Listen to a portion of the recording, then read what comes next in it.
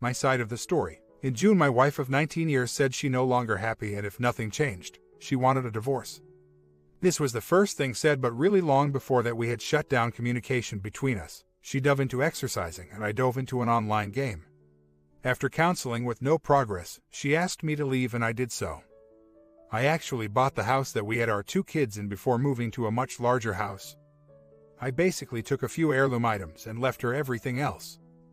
With the help of my family and friends, I moved in the new house in Feb and we were divorced in April. I tried to stop the divorce, but she was not interested in doing so and I let it happen. It took me until 2 weeks ago for me to start healing myself. For 6 months my house was a cluster. I did laundry and dishes and such, but I had pictures that needed to be hung on the dining room table for every day of those 6 months, along with other clutter. After I decided to try and open up the lines of communication, I found out she had a mutual friend of ours spend the night and she had been dating him for a month or so already. I was extremely hurt by the whole situation, and it was stated that it was none of my business what she was doing in her personal life. Since there are kids involved, I can't say I totally agree, but to a certain extent I agree, so I'm trying to leave it alone. I told her a few days after that I'm still interested in a slow reconciliation, which to me is talking and perhaps spending some time together. That was 7 days ago and we have basically talked to some degree each day. I'm hoping it is a start, but I don't know, and I'm constantly thinking about her and us. I do not want to pressure her and let her have her space, but it is absolutely trashing me. I'm trying to keep myself busy and out of the house because it is so lonely there when I do not have the kids. I'm also trying to pull myself away from the online game, which has been my safe haven, time passer solution, but I realize it is a waste of my life and now want to share my life with my ex-wife again. I have been working out and have lost 27 pounds in just over 5 weeks. That is a 10% drop. I am getting more active outdoors, and yes, it was WoW that I played. I have been cutting my gameplay way back. When my fog lifted, I realized I was wasting away my life sitting in front of a computer screen. My ex has been living in her own world since I moved out over 6 months ago. She still says she doesn't understand why everyone just can't be friends anymore. I think she should try and understand that actions speak louder than words, and most of our friends are looking at how she is living her life instead of accepting what she says. But she is free to make those decisions, and I'm getting stronger every day. The largest bomb to date hit her last night, and that involves my family. My daughter's 13th B-Day is coming up in my family, and I have made plans for the party and dinner which my ex is not invited to attend. Many long-standing traditions are starting to change, and I think she is realizing some of the benefits of being married to someone with close family ties is no longer available to her. I think this is just the prelude to the holidays coming up in the next few months. Last night I attended my first divorce group session and had an absolute ball. The past 3 weeks I have been trying to figure out what went wrong with my marriage of 19 years. I was talking with my friends that she had confided in last year and dug up old dirt. Then I would try and change her mind about trying to reconcile, to no use. Worst few weeks of my life. Last night I thought just sitting and talking about what happened to people that haven't a clue about your life and what you have gone through makes me at least at peace. I had made things so bad between my ex and I that she said she would only discuss subjects about the kids and nothing else. This morning I sent an email to the 2 people I had been getting my information from and apologized to them for what I had put them through the past few weeks, and that I was going to stop and focus on today and nothing about the past. I just let it out there with some views I have about how my ex has been acting and my feelings. At the end of the email, I addressed my ex and said, "This email has nothing to do with you. It is for me apologizing for what I have put them through these past few weeks, and I heard you loud and clear. We were done." I sent the email to the 2 friends and her. Well, lo and behold, she responded to the email and said, "I disagree with some of your comments." I said, "Sorry, those are my feelings and how I see things, so I'm not getting into it." It felt so good. I don't want to reconcile, but I do think since we have 2 kids involved, we need to be cordial and not absolutely hate each other. I think I pulled her a little back to the middle, so I accomplished my task today. Now for tomorrow, until who knows when, I won't ask her stupid little questions like "How's your day?" and let her go be who she says she wants to be, and I'll continue my journey to healing.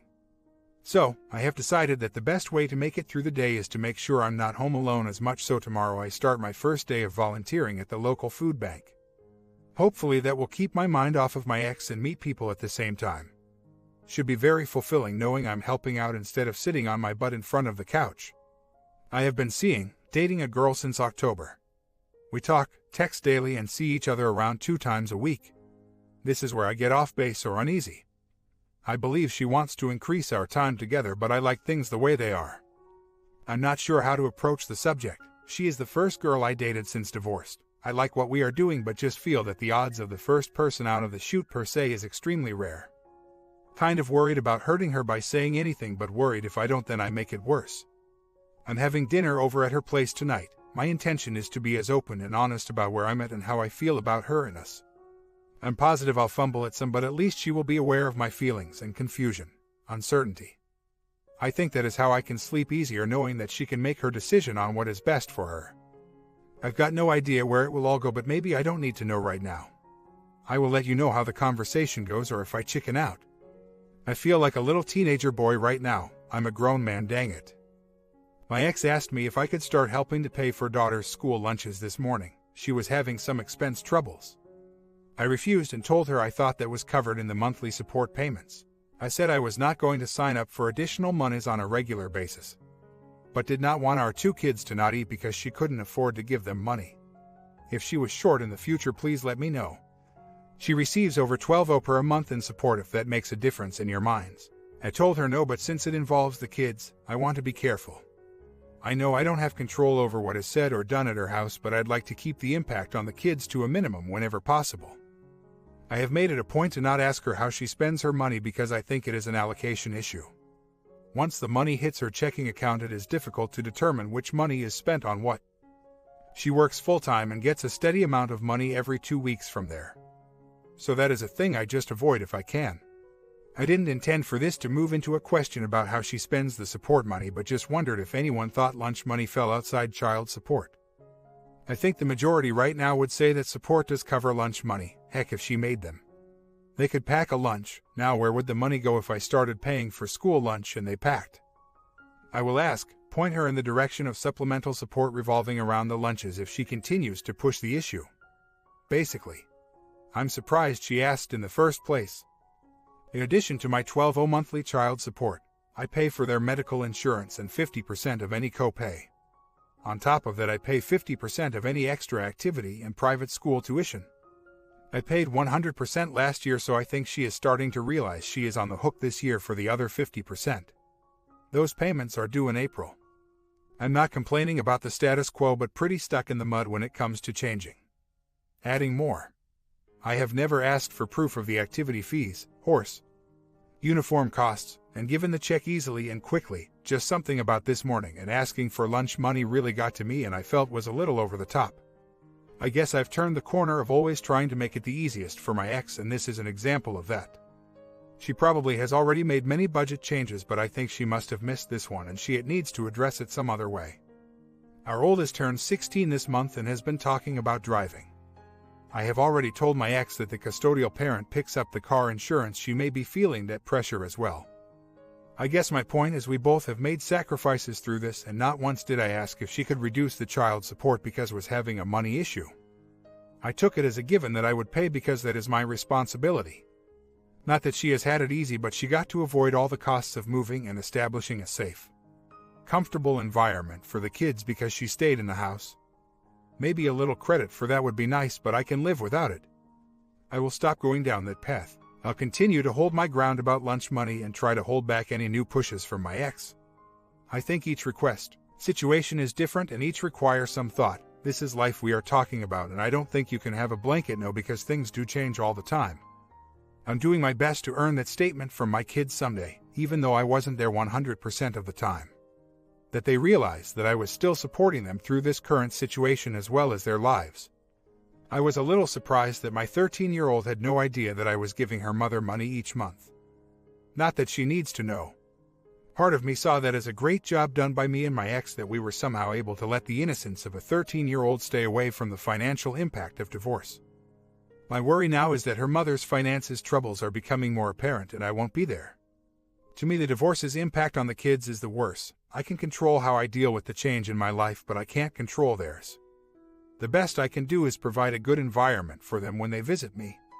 Stay active in their lives, be open and honest with them, and keep my end of the financial responsibility that was struck at divorce court. If I'm able to do that, I will be proud with myself. She has now started to ask me to help out with getting them places they need to go, like shopping or extracurricular activities on her nights. which I have no issues with because it is like an extra day or time with them. Just venting, but it was her election to be a single parent, not mine. I'm trying to cut those last few feelings I have for her and wish she would just not ask. On the other hand, I hate that the kids would be in the middle of something they had no control over.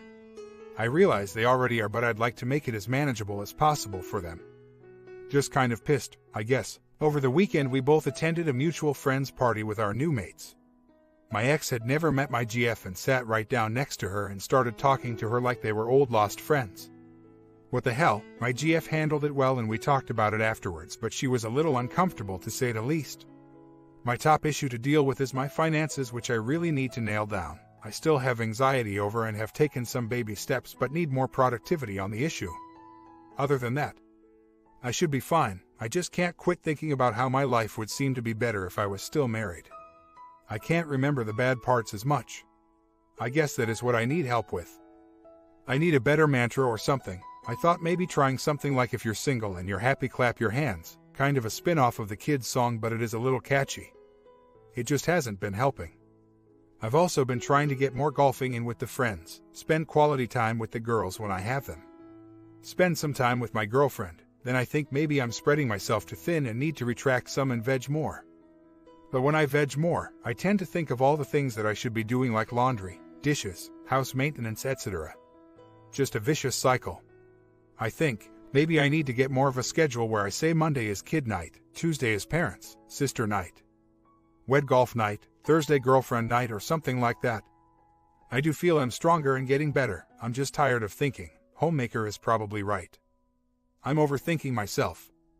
I'm trying to make decisions today by thinking about how they may impact me in 2 years. 2 years, hell, if I look back.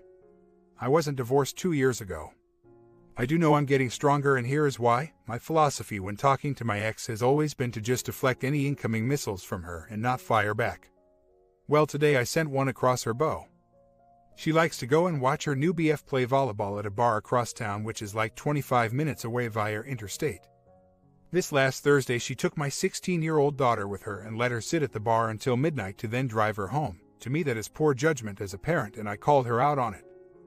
She came back firing at me that she didn't consider the location a bar, and the reason my daughter drove him was because they saw like 10 cops on the way to the bar and she had been drinking some. The location has the word bar and tavern in the name. My points were that I was worried about my 16-year-old in a bar where 20-somethings are getting drunk, and I didn't think she should be in that environment, and thought it was a lack of good judgment on her part being the parent. Long story short, her last email said she was no longer going to continue the conversation because frankly she was fired up about it. I'm stronger now because history would have said I would talk to my daughter and tell her that it was a bad idea to hang out in a bar at her age and I didn't approve. If her mother wants her to go again, tell her no, that dad doesn't think it is a good idea. Instead, I went right to the source and hopefully solved a little of the crazy my ex has found. Maybe I'm wrong, but a 16-year-old girl should not be in a bar watching her mother's BF play volleyball. I would think the majority of parents would agree. As much as I try to blow away the clouds to see sunshine, I still have bouts with sadness and emptiness. Sometimes they can last a week or more. This bout has been at least a week. I was venting my feelings the other night, and the best way I could describe myself was hollow. I really do not have much feeling inside other than some that upset me because I wasn't busy. And that makes me feel lazy. That process cannot possibly be good. It has to stop at some point. I have to figure out something. I'm in such debt that I think about 24 months from now when my oldest drops off child support and then beat myself up for looking too far in the future. In 24 months, I'll be pissed I wasted her HS years thinking about money. Viscous cycle. I guess. I told the girl I'm seeing, I go through the day wondering if the kids are having a good day or if there is food in the fridge for dinner. On days I'm not busy, I try and figure out how I can fill up the rest of the nights in the week to get to a weekend. When the weekend comes, I just kind of coast through it and the process starts over again. And now I've added a second person, her, to this mess I call myself. It was a long talk and she was supportive. She thanked me for sharing. She questioned where all this was going. I don't know where it is going and told her so. I want to be as open and honest about myself and where she fits in with that. I think she appreciates it, but also hurts a little to hear. I was talking with a close friend last night about how I've been doing and how things are going for me. I told him so far so good, things are starting to turn around and I'm actually feeling pretty good these days. He asked, "Do I talk my ex?" I said no, nothing other than when she wants money and topics about the kids, he said. That was sad, that after 18 years of marriage in less than 18 months you don't talk anymore. I tried to explain that we have both taken different paths, and as long as the kids were okay then we didn't have anything to talk about. She made the decision to walk through life without me from her on out, so I have no desire to get status updates or details about her journey. So, I'm wondering if that is what other people think. Is it sad that you can spend 18 years married and over 20 years together and then not talk about everyday problems? My take right now is no, I don't currently have any desires to know what she is up to. That may change, and I do have a hole in my soul. Being because of the divorce, but I've been working really hard to heal. I guess for me not talking to her just makes me feel better. Maybe not better, but headache, pain avoidance. Maybe in time I can heal over some of the things said, but not right now. I thought about this over the weekend. I guess what started the silence was when I wanted to talk about what happened to try and get clarity. She would take one sentence out of a few paragraphs and just pick me apart. Most of the time it was out of context, but man, she would just run over me and back up. After a few of those I just said the heck with it. I don't need that, and she never really gave any answers anyway. Now it has been just over a year since those times, and I feel like I'm in a lot better place. No need to open those doors, and if the subject comes up again among my friends, I'll tell them my view and that they should try and get used to it. A divorce really impacts not only the two involved but the whole circle of friends. They were there when I needed to talk. I guess it is starting to become time for me to be there to help them along. My perspective is each of us truly travel through life individually. Along the way there are people that impact our journey. Your parents and maybe siblings, and then many get married but some do not. It is an individual decision to get married. If you marry, the marriage is two people that choose to spend the rest of their journey together. Or so we thought, but it doesn't change the fact that you are on your own journey. It just means that there is someone else walking beside you, but they still have their own perspective on the same events you both encounters. A divorce is one of the people choosing to leave and walk a different path. It can hurt, and that was the case in my situation. I wanted to continue walking my journey with my ex. She did not, and that to me is sad, but I couldn't change the fact, and after a while I quit trying. By thinking this way, it has seemed to allow me to let go of her and try to experience new things without her. My journey is now separate from hers as it was before we met.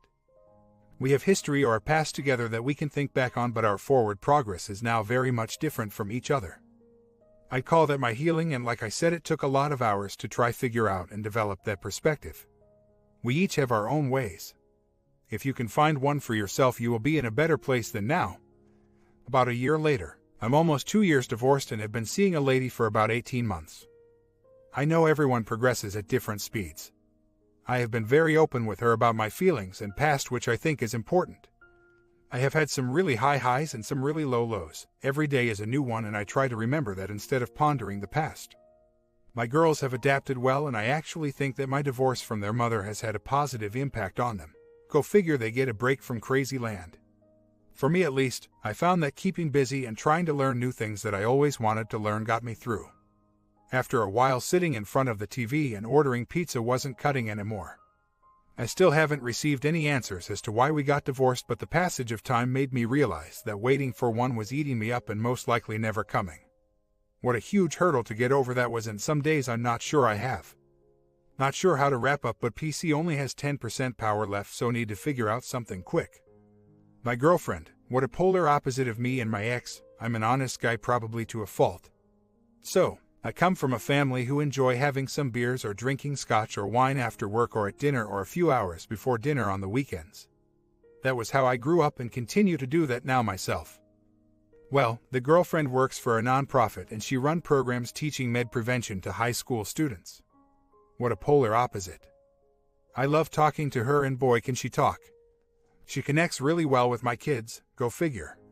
She is teaching me a new method, perspective to talk to my teen girls, which I love. But there is also a hole I'm trying to fill still. I have chosen to not talk with my ex for anything except kid issues. We have mutual friends that I admire because they have been put in a tough spot because of our divorce, but do a great job of not picking sides. The hole is thinking about the days when we went on trips with them for the weekend or week and how much fun we had as couples and parents.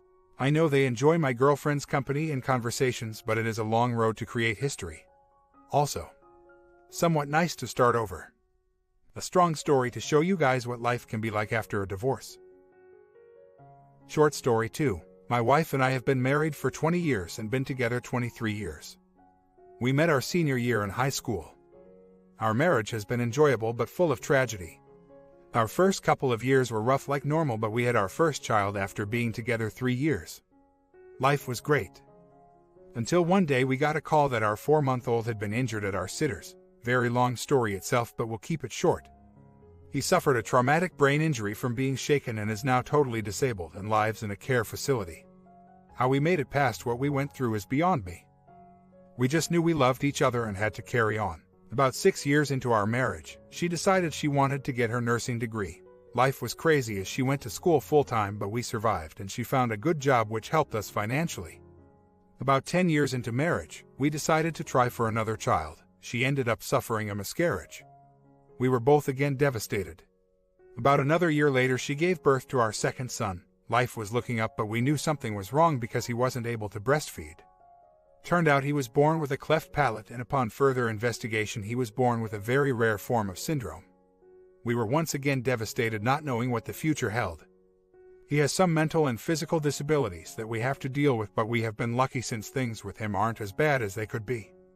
Our lives have been full of stress and heartbreak. We never really get out much due to lack of support, and we just can't leave him with anyone, so we don't get to take trips by ourselves or even get out to dinner ourselves much.